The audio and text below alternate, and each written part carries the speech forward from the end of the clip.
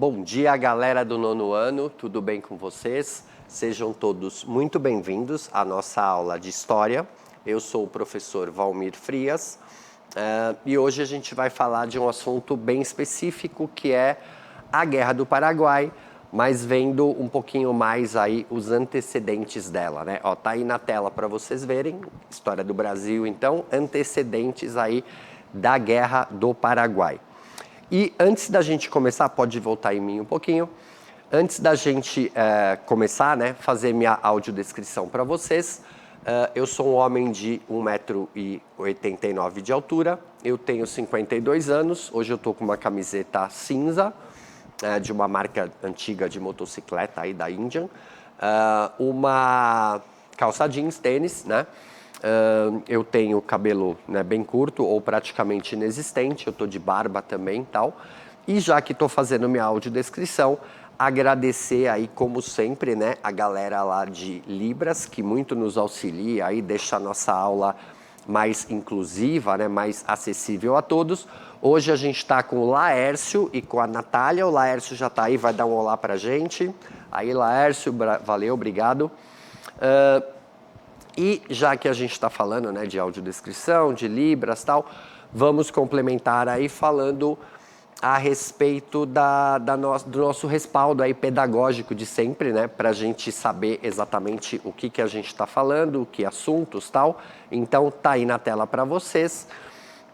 A habilidade, então, do currículo paulista que a gente vai ver nessa aula é a EF08HI18, onde a gente vai identificar as questões internas e externas sobre a atuação do Brasil na Guerra do Paraguai e discutir as diferentes versões sobre o conflito, além de suas implicações políticas e econômicas nos países envolvidos. Continuando aí na tela também os objetivos da aula, então, compreender os processos históricos relacionados à formação dos países independentes da América do Sul, compreender e analisar os conflitos desenvolvidos na Bacia do Prata no século XIX e suas implicações na Guerra do Paraguai. E, por último, aí, analisar e discutir a participação do Brasil nos conflitos desenvolvidos na Bacia do Prata e sua relação com a Guerra do Paraguai. Pessoal, pode voltar em mim. A Guerra do Paraguai, ela é bem emblemática e foi, assim, a pior guerra, né, da América do Sul já ocorrida até aquele momento, né? E foi a pior das guerras aí, né, dentre as várias que tiveram nas várias localidades aí da América do Sul, a pior delas no século XIX, né? E aí tem, até nas habilidades, eu estava lendo agora há pouco, das diversas versões do fato, né? E isso é algo importante quando a gente fala de Guerra do Paraguai, porque elas são muito antagônicas, né? A gente tem aí praticamente duas versões, uma que fala da grandeza do Brasil na guerra, fala que o Paraguai estava ameaçando outros países, tal. Essa é uma das versões. E a outra versão é que, por exemplo, o Paraguai estava indo muito bem na sua economia, tal, e acabou que essa prosperidade do Paraguai levou medo aos outros países, né? E que eles acabaram se unindo, né, para acabar com essa prosperidade, né, com esse progresso que estava havendo no Paraguai, um progresso que era tão grande que estava assustando até mesmo a Inglaterra. Então, assim, elas são versões bem antagônicas, né? E que, obviamente, você tem essas duas versões tão díspares, né? Tão diferentes, justamente pela questão das fontes históricas, né? Ou seja, algumas fontes mostram por esse lado, outras fontes por outro, e aí, dependendo de que fontes que aquele determinado autor ou historiador está usando, ele vai ter uma ideia da guerra e uma diferente, né, uma outra vertente vai ter uma outra ideia. Então, a gente vai tentar falar um pouquinho das duas e vai também tentar explicar bastante como foi a questão mesmo dos antecedentes, né, dos fatos ocorridos antes mesmo da guerra acontecer. E vamos começar com uma pergunta, né, disparadora aí, né, é normal, eu até gosto de utilizar isso, já está aí na tela para vocês. Então, uma questão, problema aí, né, qual a importância da bacia do Rio da Prata para os países da América do Sul. Pessoal, pode voltar em mim. Essa importância ela é tão grande que alguns autores defendem que Portugal acabou criando, né, ou melhor, fundando a própria cidade de São Paulo por causa do Rio da Prata, que seria assim um entreposto português, digamos assim, mais próximo do sul, né, do litoral do atual território do Brasil, visando que dali eles pudessem fazer expedições procurando esse Rio da Prata. E é emblemático também a gente ver que se a gente analisar geograficamente a região, o Rio da Prata ele não existe, né? O que existe realmente ali é um estuário, né? É uma bacia assim que ela é bem estreita e ela vai se afunilando, então aquilo tem o nome de estuário e é chamado de Estuário da Prata, porque supunha-se ali que estava o Rio da Prata. Só que esse Rio da Prata, digamos que ele se perdeu no passado, né? O que existem ali, na verdade, são 3 rios chegando naquela mesma região, que é o Rio Uruguai, o Rio Paraguai e o Rio Paraná, que vai tudo desaguar naquele mesmo lugar. Em algum momento, um desses rios pode ter sido chamado de Rio da Prata. E hoje a gente conhece aquela região como a região do Rio da Prata. Só que, realmente falando, não é exatamente um rio, mas sim um estuário onde é ali também foz de outros rios, né?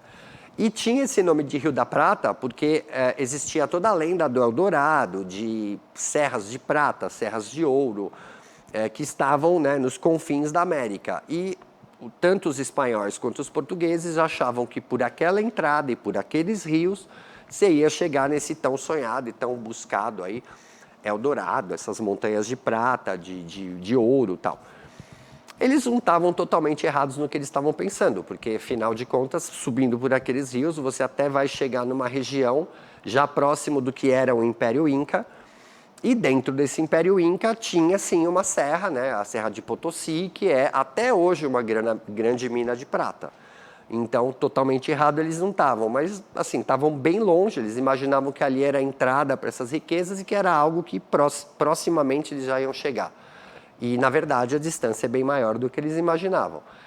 Erro que os exploradores cometiam muito, né? O próprio Colombo, ele errou bastante, né, na distância, achando que ele ia chegar na Ásia, e chegou na América, e até o fim da vida ele achava que tinha chegado na Ásia. Então, esse tipo de erro acontecia bastante, até porque o próprio planeta não era tão conhecido, o seu exato tamanho, a exata circunferência da Terra, distâncias, então tudo isso não era uma coisa exata, né? Mas voltando à questão, né? Essa bacia do Prata, ela tinha essa importância porque achavam que iam aí chegar a essas serras, tal, e por isso, né? Daí essa importância. Pessoal, pode continuar na tela? E aí vamos explicar assim, né? O Brasil. A gente está falando aí já de Brasil Império, então a gente tem o período joanino, que seria esse período entre a chegada da família portuguesa ao Brasil e a própria independência do Brasil e a criação do Império do Brasil, e aí sim, né, o período histórico que a gente conhece aí como Brasil Império. E aí sempre houve problemas entre Portugal e a Espanha, e depois o Brasil e as repúblicas da América Espanhola, por algumas regiões ali. E a pior, a que mais problemas tinham, era essa região do Rio da Prata.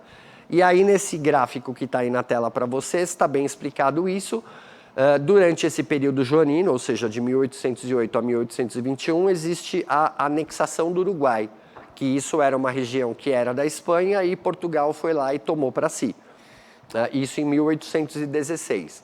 Já durante o período do Brasil Império e, na verdade, durante o Primeiro Império, o reinado de Dom Pedro I, que vai aí de 1822 a 1831, a gente tem a Guerra da Cisplatina. E lembrando que Cisplatina era a forma como eles chamavam esse território que hoje é o país do Uruguai. Era chamado de Província Cisplatina. Essa guerra durou de 1825 a 1828. E ela trouxe muitos problemas, né, para o próprio reinado de Dom Pedro I, E os gastos com essa guerra, o fato de ter perdido a guerra, porque no final, aí, em 1828, no término da guerra, acontece assim, a saída mesmo dessa província da Cisplatina e, na verdade, a proclamação da independência do Uruguai, né? Então, isso trouxe vários problemas e acabou levando, né, ajudando a levar até mesmo a abdicação de Dom Pedro I, né?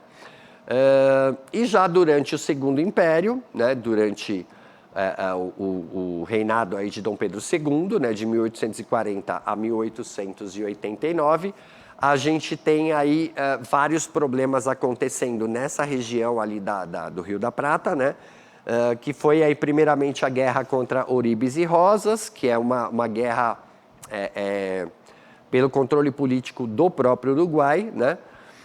A gente tem uma guerra civil que acabou acontecendo por causa desses dois chefes políticos aí, né, Oríbes e Rosas. O governo brasileiro, né, acaba apoiando Rosas e meio que intervindo nessa guerra civil uruguaia, né, que foi aí de 1864 a 1865, e essa guerra civil ela acaba sendo uma espécie de um start aí do motor da própria Guerra do Paraguai que vem depois.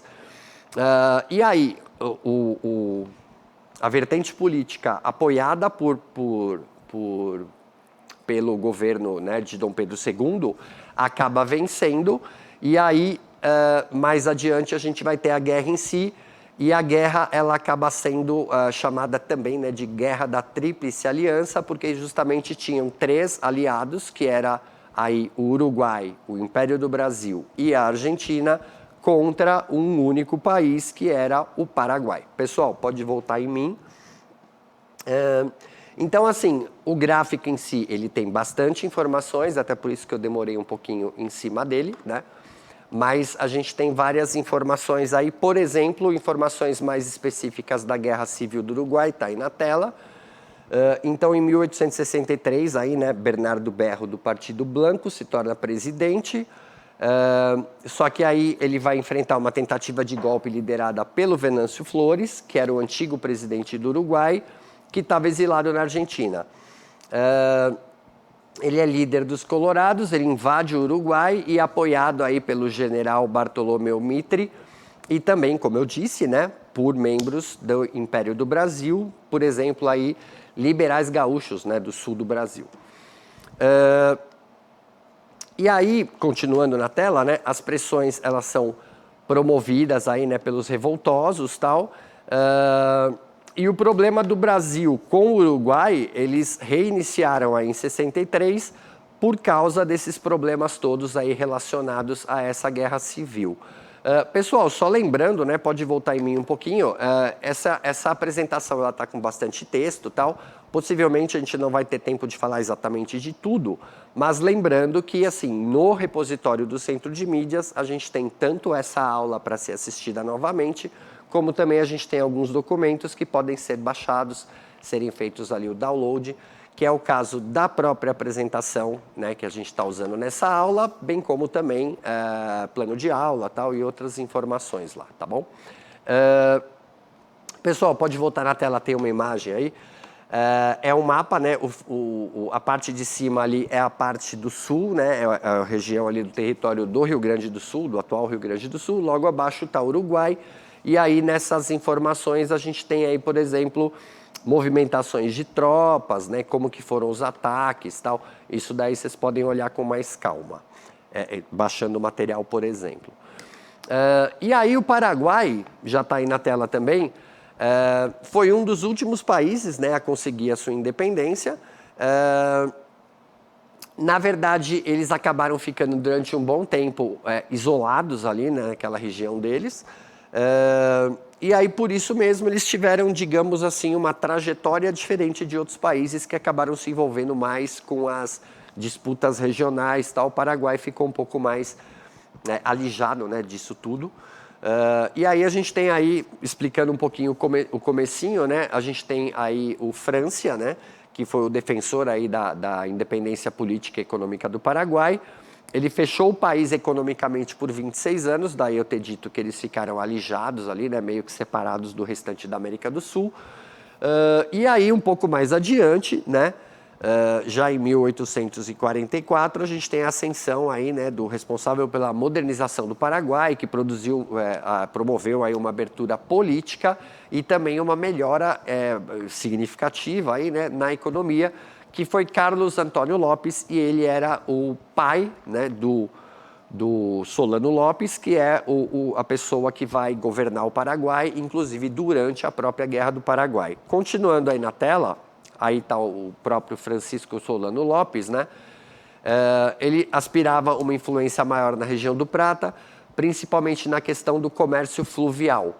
Como o Paraguai não tem uma saída para o mar, ele tinha que utilizar aqueles rios da região para chegar até o estuário do Prata e aí sim está chegando ao Oceano Atlântico. Então, daí essa busca por uma influência maior na região, né?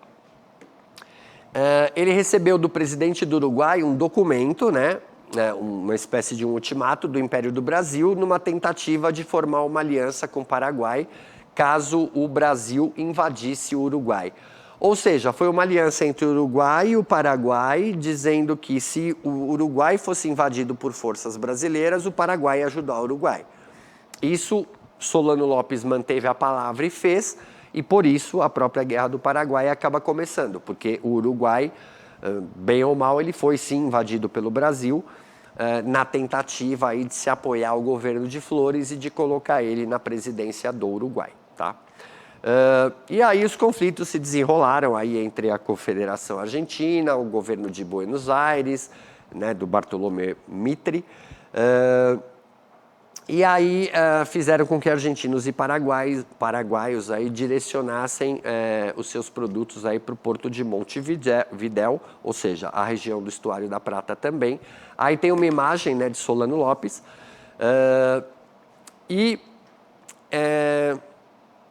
Esse deslocamento comercial para o Uruguai, ou seja, de utilizar o porto do Uruguai ali na região ali do Estuário da Prata,